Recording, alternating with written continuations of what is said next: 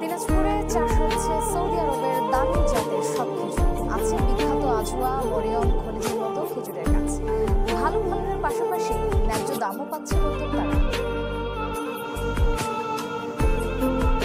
সারি সারি গাছে ঝুলছে থোকায় থোকায় খেজুর। প্রথম দেখায় মনে হবে মরুদ্দেশ সৌদি আরবের কোনো বাগান।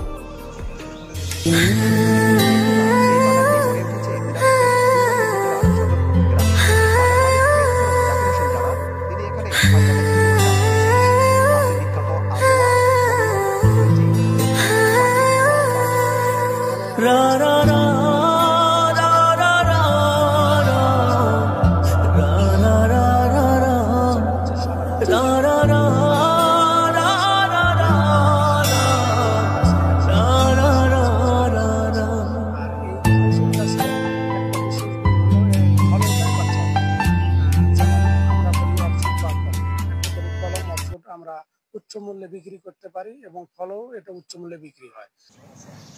ব্যতিক্রম এই খেজুর ও বাগান দেখতে প্রতিদিনই আসছেন অনেক দর্শনার্থী। কেউ কেউ আগ্রহ দেখাচ্ছেন বাগান গড়ার, নিয়ে যাচ্ছেন চারাও।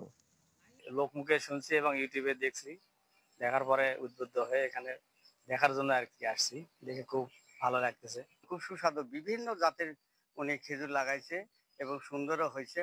আমরাও এই খেজুর ওনার কাছ থেকে উনি চারা তৈরি করেছে, নিয়ে যাচ্ছি, লাগাচ্ছি। দিনাজপুরের মাটি ও আবহাওয়া খেজুর চাষের উপযোগী বলে মনে করেন কৃষি সম্প্রসারণ অধিদপ্তরের কর্মকর্তা। ফলটির বাণিজ্যিক চাষাবাদে সহযোগিতার আশ্বাস তার। এই ফসলটির সম্প্রসারণ সম্ভব। এখানে বীজ থেকেও চারা হয় এবং শাখার থেকে চারা হয় এবং এটা পুরুষ এবং স্ত্রী গাছের একটা রেশিও আছে।